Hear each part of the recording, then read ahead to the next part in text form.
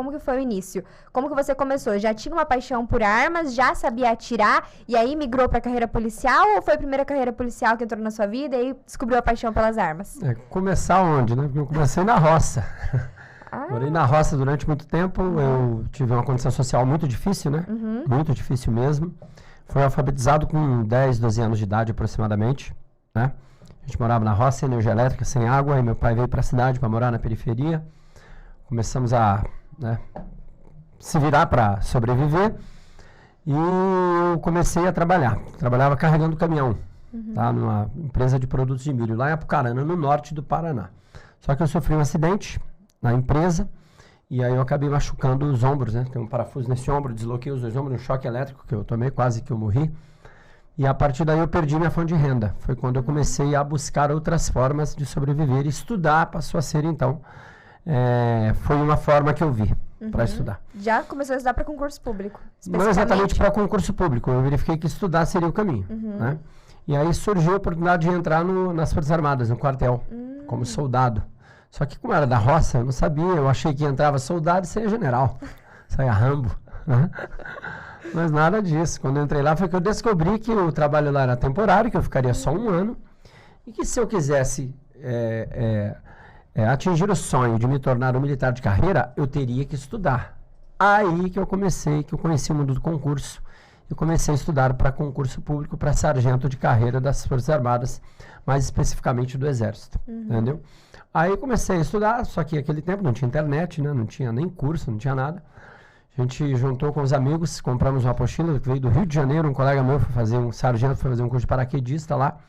Foi no Rio de Janeiro comprar essa apostila, a gente começou a estudar e a partir daí passei para sargento de carreira das Forças Armadas, com 20 anos. Né? Bem jovem ainda, né? Passei para sargento de carreira, fui para Minas Gerais fazer o curso, né? E a partir daí me tornei sargento, fiquei no quartel. Foi aí que eu tive os meus primeiros contatos com arma, foi como militar de carreira das Forças Armadas. E já gostou de cara? Homem, né? Geralmente já tem essa coisa de, arma, acha legal. A arma, ela tá meio que no coração, né, do ser humano. Tá meio que no DNA. Ela foi atirar ontem lá, ficou toda emocionada. Nossa. Péssimo, não sei. Cada tiro era um susto. Não, atirou bem. Cada tiro era um susto, né? Era. Mas... Os vídeos que eu tava gravando, todos os caras assim. Exatamente. Mas veja, a arma tá meio que no coração do homem, né?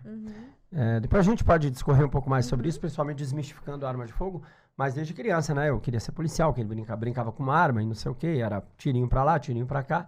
Então foi meio que um processo natural pra mim. Quando eu entrei nas Forças Armadas, no Exército, eu vi que eu gostava realmente daquilo, né? Que atirar era legal, que era a realização de um sonho, porque era aquilo que você vê na televisão, né? O mocinho, o bandido e tudo mais.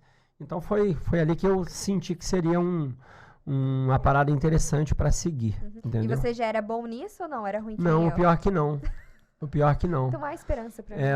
Muita esperança para qualquer um. Qualquer um pode ser um bom atirador, pode ser instrutor de tiro. A partir dali... Qual o problema das Forças Armadas? São muitos problemas das Forças Armadas, né?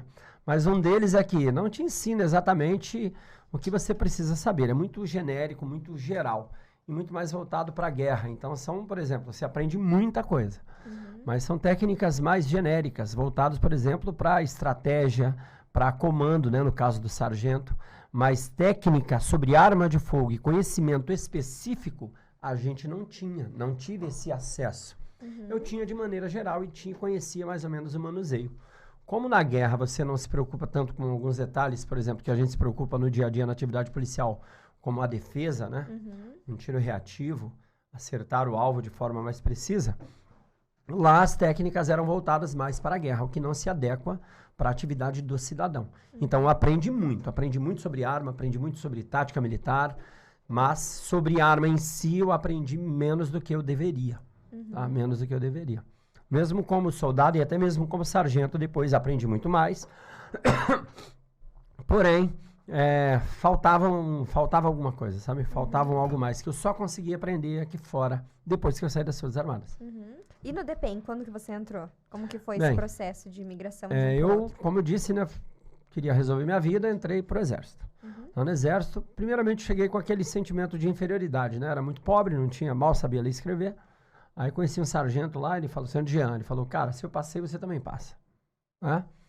E aí, ali foi um estralo, eu falei, vou passar. Passei. Estava muito bem no Exército, só que a gente teve um momento de crise muito grande, né? No governo FHC, a gente passou 8 anos sem aumento. E aí, a remuneração decaiu muito. Né? Eu acabei... inclusive, quando eu entrei, quando fui para essa, já tinha um filho, né? Minha esposa, na época, tinha engravidado, já tinha o André, que hoje é formado, médico, graças a Deus, mora aqui em Cascavel também. E no quartel eu passei a verificar a necessidade de sair. Quando em 2004 surgiu um grande concurso da Polícia Rodoviária Federal, um gigantesco concurso, muita gente. Aí eu falei, vou estudar para sair. Comecei a estudar para sair. Quando comecei a estudar para sair, reprovei naquele concurso, mas entendi que eu poderia passar se eu continuar estudando. Né? Aí fiz concurso. Isso. Aí simplesmente continuei estudando, aprendi algumas técnicas, aprendi com os erros. Conciliando com o trabalho, não conciliando deixou com o trabalho. as Forças Armadas. Conciliando com o trabalho. Que é uma coisa bem difícil, Isso, né? aí Não é fácil. veio o concurso da Polícia Federal, passei 2 vezes para a Polícia Federal, em 2 concursos. Veio o concurso da Polícia Civil de Brasília, passei também. Veio o concurso do DPEM, hoje Polícia Penal Federal, passei também. Eu sou da primeira turma do primeiro concurso. Lá de 2006. De 2006. Foi aí que eu saí do Exército e vim pra cá. E você já era formado, você é formado em Direito, né? Sou formado em Administração também. Na época eu já era formado em Administração. Já tinha essa formação. Já tinha formação de Administração na época, não era formado em Direito à época ainda. Entendeu? E como que você se tornou professor daí? Que hoje você é referência aí, né? Estimula bastante os alunos, tem bastante conteúdo na internet, de incentivo, de motivação. Como que foi esse processo? Bem, o processo como professor surgiu por intermédio de um convite, né? Como eu estudava bastante ainda, e eu era instrutor de tiro, e eu já era um bom instrutor de tiro, porque no departamento eu me tornei instrutor de tiro. Foi lá então que você se tornou. Na realidade, no Exército eu já era instrutor de tiro, porque todo sargento é instrutor de tiro, mas de instruções de tiro voltadas para a guerra.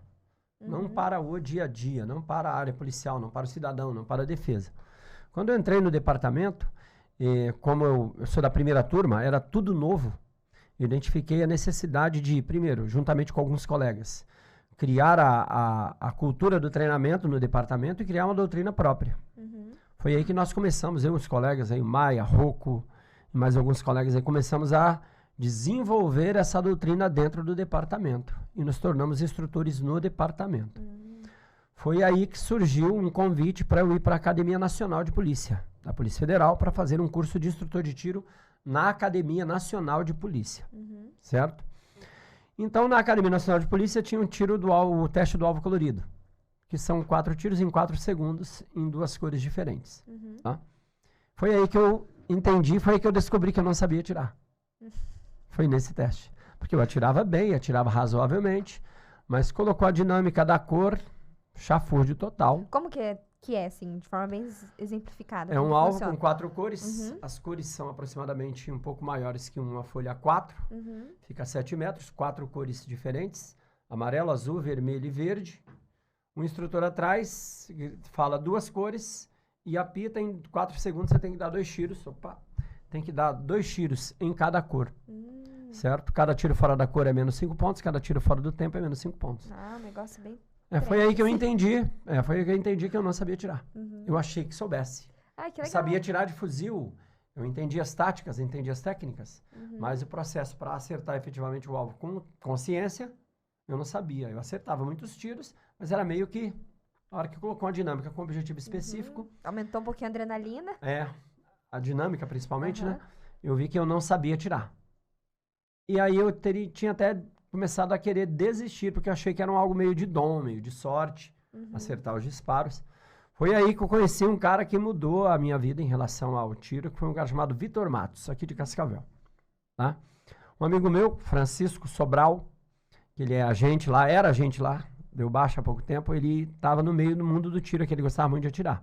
E ele conheceu o Vitor é campeão brasileiro de tiro, várias vezes campeão brasileiro de tiro, um dos pioneiros do tiro no Brasil e aqui no Paraná, representou o Brasil fora em mundiais e tudo mais, tá? Juntamente com o Maurício Fedato, que é o meu parceiro hoje no projeto IAT. E aí eu fui falar com o Vitor, ele era extremamente arrogante, mas o cara era demais. O Vitor era você amava ou odiava. E eu me apaixonei por ele, porque ele era um cara muito foda mesmo. Ele falou, vou te ensinar a atirar, mas primeiro, você tem que entender que você não sabe nada. Você consegue aceitar que você não sabe nada de tiro? Que você acha que sabe? Que os 13 anos do Exército não serviu para esse tipo de tiro que eu queria, que eu precisava. não serviu para nada, que o seu tempo na polícia até agora não serviu para nada, se você entender isso, a gente começa do zero. E aí eu comecei um curso do zero com ele, entendeu? Um curso de tiro do absoluto zero com ele. E aí, coisas simples que eu não sabia, mas que eu entendi com ele, sabe? Com ele e com o Maurício Fedato, que também é, o Maurício Fedato 8 vezes campeão brasileiro de tiro, né? De revólver, pistola, o cara é fenomenal. E aí foi que eu entendi, primeiro, que não tem que ter preconceito com o esporte, porque na segurança pública, o cara acha que a farda é mágica, né? Eu sou policial, então eu sei por ser policial. Não precisa aprender nada com ninguém. E que no esporte a técnica não pode ser aplicada. É muito o contrário. É no esporte que você tem necessidade de se provar todos os dias e obter um alto rendimento. Né? Então, se ele tem que ter um alto rendimento no esporte, essa técnica também se aplica. Porque na hora H tem que ter um alto rendimento também para sobreviver. E aí foi que ele... Fiz um curso de tiro completo com ele, de pistola. E aí eu aprendi a tirar. E aí a prova foi uma brincadeira. A partir daí. Foi literalmente uma brincadeira. Muito tranquila, entendi. Porque tinha um diferencial bem importante nessa prova nossa, que foi com calibre... Porque a prova ela foi desenvolvida na Polícia Federal para o cara tirar de 9mm. Tá? De Glock 9mm. A gente teve que fazer a prova de .40 24/7 Taurus. E você não sabe o que é uma 24/7 Não, Taurus. Pra mim parece que tá falando em outro idioma. Então, a gente pode falar um pouco mais sobre calibre, que eu também não sabia, eu aprendi isso depois, eu não aprendi isso nas Forças Armadas, eu aprendi isso bem depois. Tá? Então, a 24/7, ela tem um recuo muito maior, por ser .40, e o curso do gatilho muito maior. Então, uma arma muito mais difícil de atirar do que uma Glock 9mm.